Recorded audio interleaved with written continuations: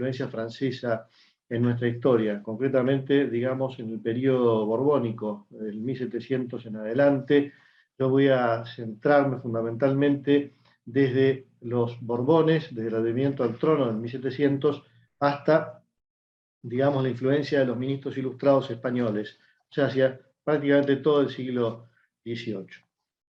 Concretamente, más allá de las corrientes que han estado históricamente en contra o a favor de las reformas borbónicas en el antiguo Imperio Español, algunos historiadores recientes, contemporáneos, cuestionan que Felipe V y sus colaboradores franceses, sus asesores, su camarilla, hayan imitado o asimilado solo un modelo político francés. Sabemos que también, más allá del cambio que hubo en el ceremonial, en desmedro de los grandes de España y en beneficio de la flamante Guardia de Corps, el estilo francés, más allá de la moda en el vestir, como por ejemplo la influencia de las pelucas, en el uso de las pelucas por parte de los reyes, o los consejos del propio Luis XIV al nieto Felipe V. Hay historiadores que niegan que se haya asimilado un modelo político francés. Recordemos igual dos ideas, dos consejos de Luis XIV a su nieto Felipe V, el primer Borbón en España, en el trono de España. Le dice: no olvidéis jamás que soy francés por lo que pueda acontecer. O también le dice: vivid en estrecha unión con Francia, no siendo nada tan útil para ambas potencias como esta unión, a la cual nada podrá resistir. Con todo, le dice: amad a los españoles. Bien, lo cierto es que dentro de un grupo así que sostiene que no se ha imitado un modelo político francés, se encuentra a Anne Dubé, una historiadora francesa, pero que también escribe en lengua española, y sostiene que en realidad los dos modelos, digamos, llamados modelos, el modelo francés y el modelo español, en el siglo XVIII, formaban parte en realidad de un mundo común, de una cultura política común, tanto para las Cortes de Versalles como para la Corte de Madrid. Lo que va a hacer que se dé la necesidad de potenciar la vía reservada sobre la vía del consejo o la vía de consulta, que era la que utilizaban los Austrias hasta el 1700.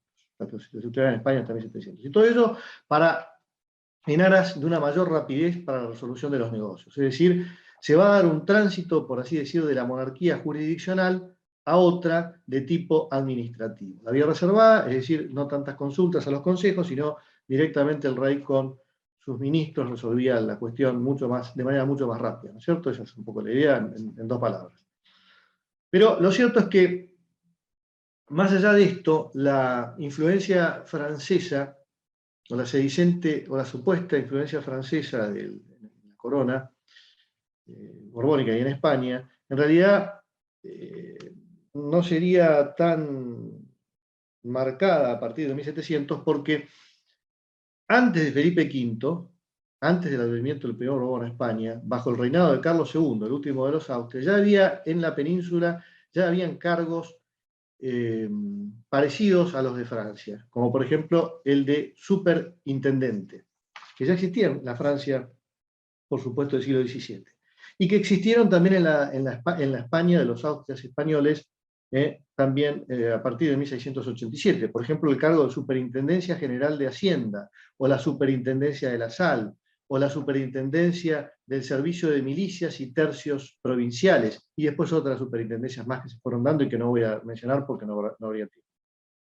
Entonces, para estos autores, entre ellos a Anne Dubé, tanto los actores de las primeras reformas borbónicas como los críticos estarían hablando en realidad de situaciones parecidas en ambos reinos, o sea, de una ambivalencia, se puede decir. Es decir, que los proyectos de reforma, por ejemplo, de Jean Horry, que vino con Felipe V, por ejemplo, en cuanto a la propuesta de crear un consejo real, al estilo del Conseil du Roi de Luis XIV, de 1661, para poner solo un ejemplo, serían, digamos, situaciones parecidas, o sea, no sería un modelo alternativo, sino que era la sistematización de la práctica existente en ambos reinos. En realidad, lo que propondrían, incluso lo que lo que llama la atención de la crítica de los actores de la época es que también lo que da a luz esto, lo que da a entender esto es que hay un cambio, pero ese cambio significa una sistematización de lo extraordinario para convertirlo en ordinario.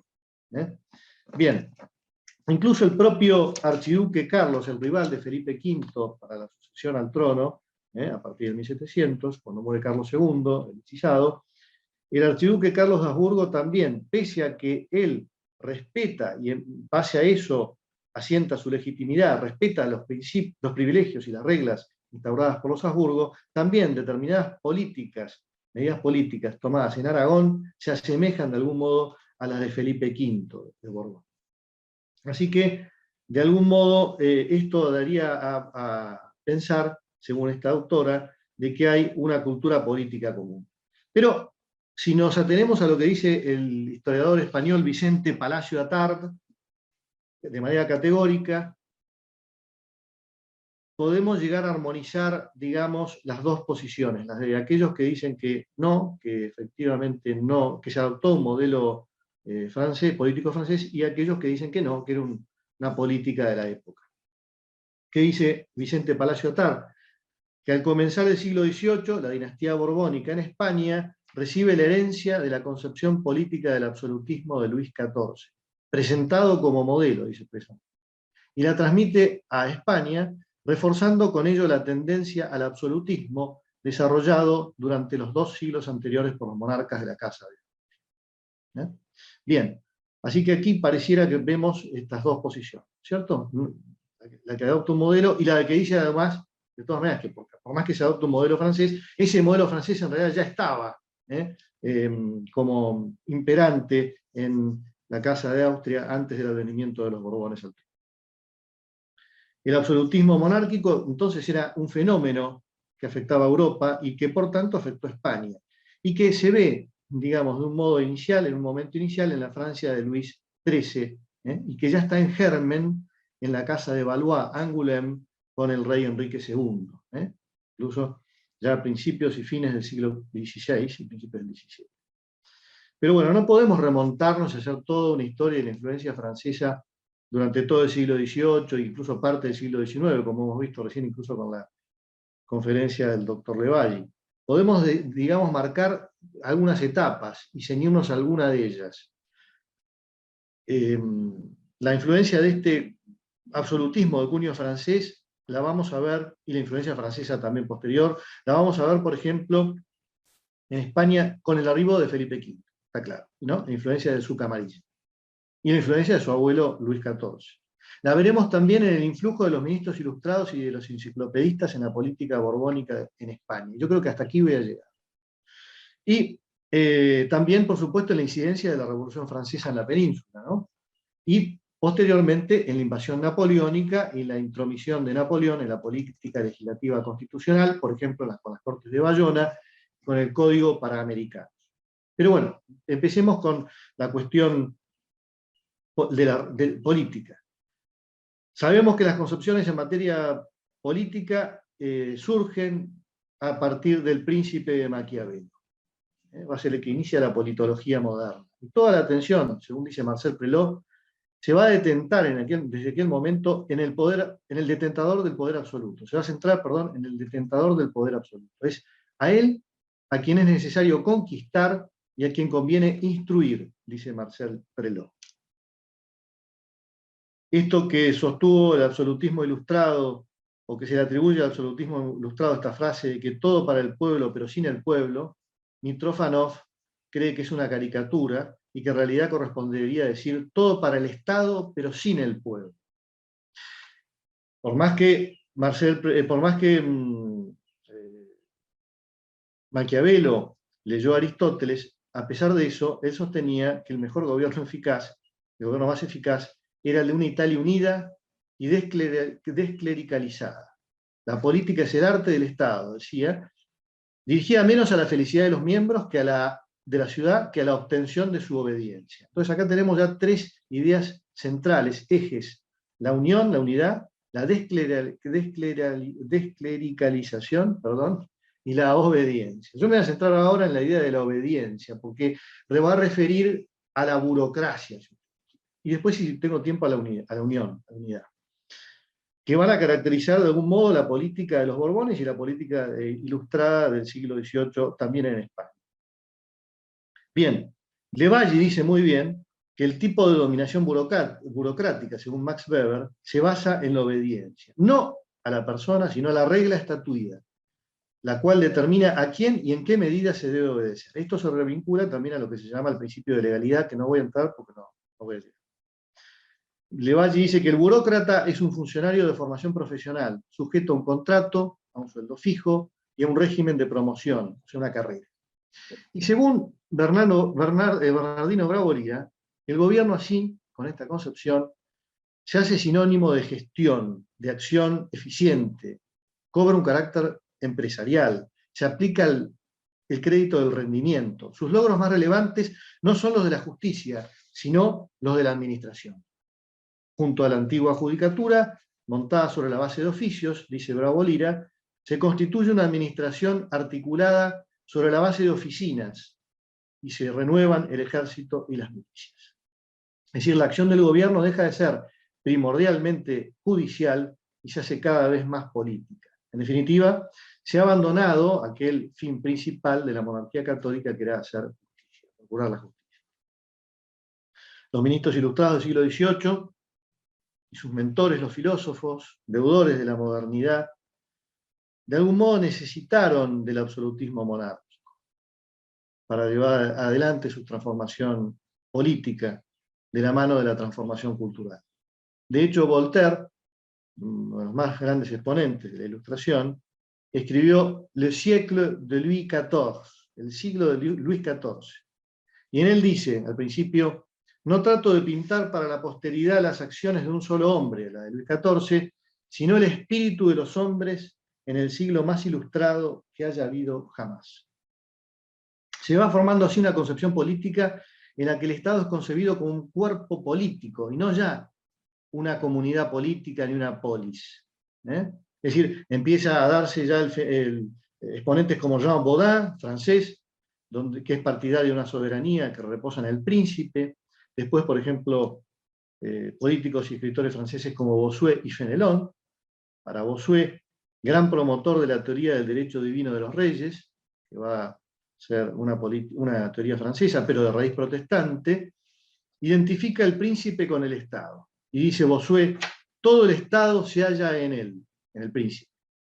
Y después tenemos otro francés, en el siglo de las luces, a Jean-Jacques Rousseau, a Jacobo Rousseau, escribe El contrato social, cuyo subtítulo primigenio era Ensayo sobre la constitución del Estado, y que va a atribuir la soberanía estatal al pueblo, como ya se sabe, ¿no? Mediante el ejercicio de la volonté générale, de la voluntad general.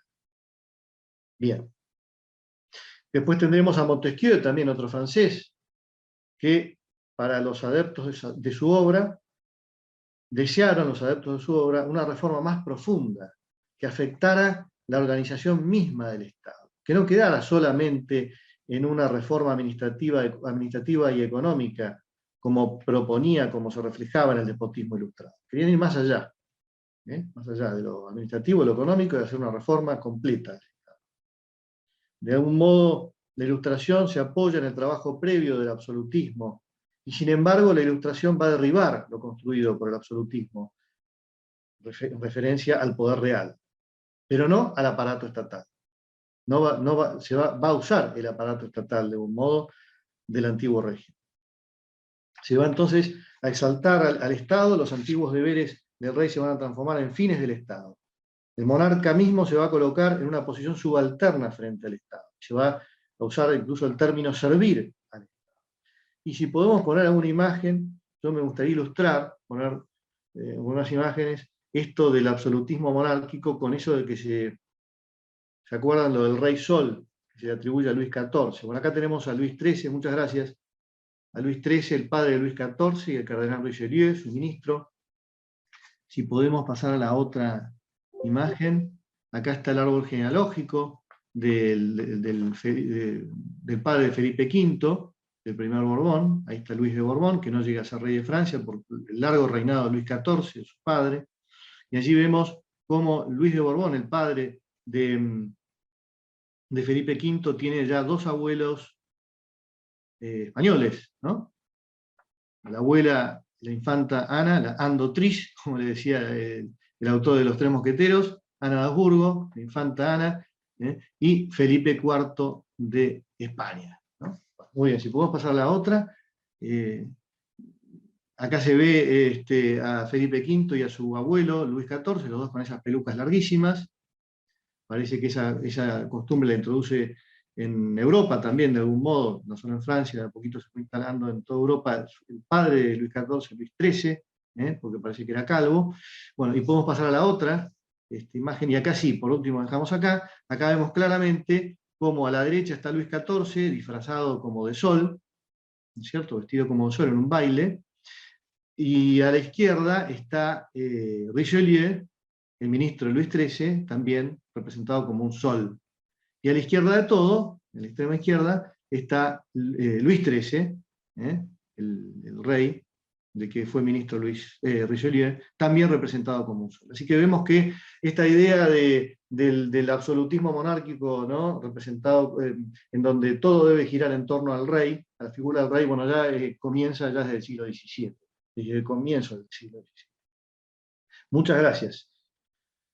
Ya no tenemos más imágenes.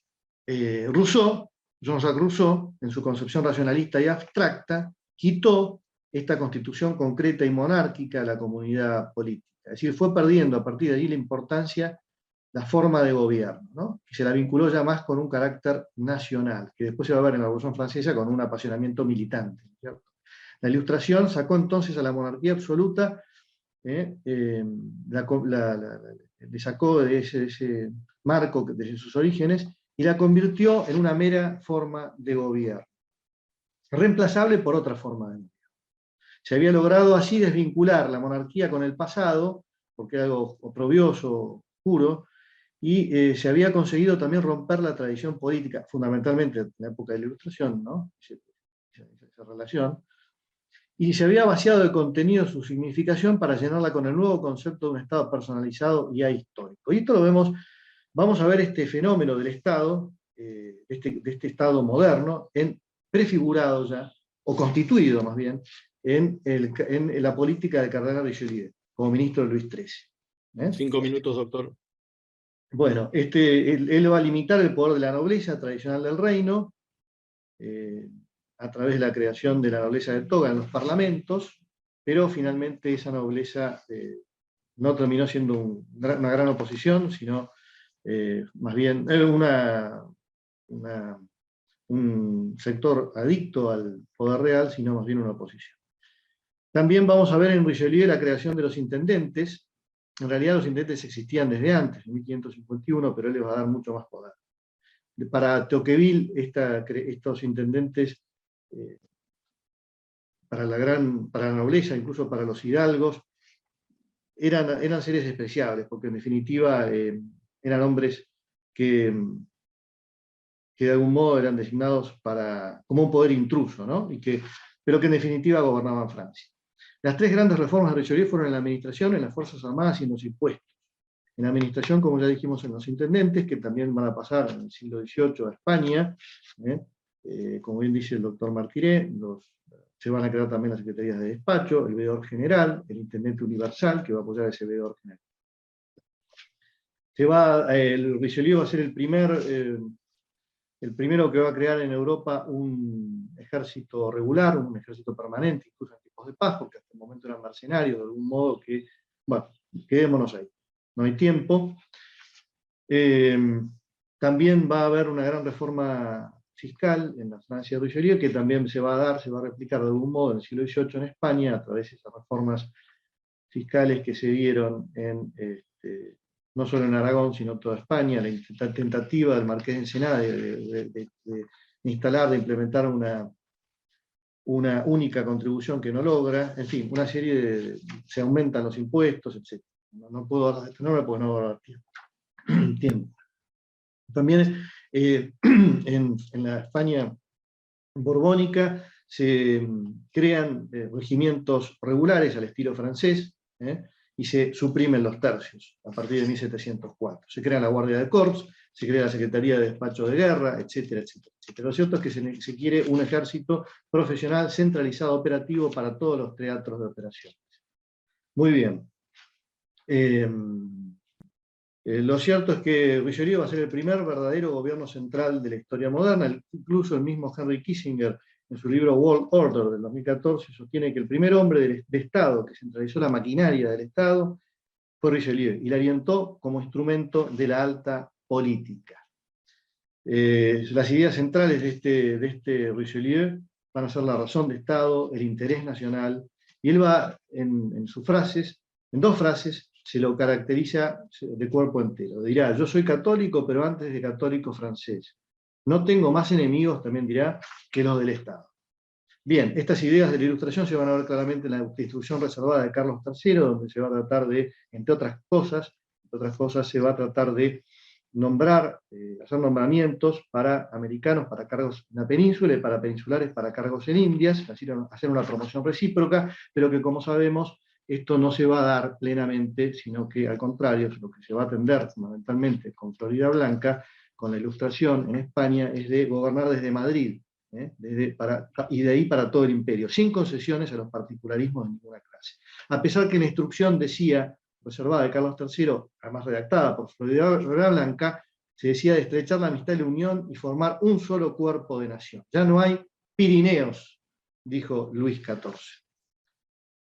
Terminando, entonces ya, el centralismo francés fue un instrumento que sirvió para la revolución y que ella afianzó. Bueno, esto lo dice de algún modo Tocqueville, Alexis de Tocqueville. Dice: si la centralización no pereció en la Revolución Francesa, fue porque ella era comienzo y signo de esta revolución. E incluso añadiré que cuando un pueblo ha destruido en su seno la aristocracia, corre por sí mismo hacia la centralización.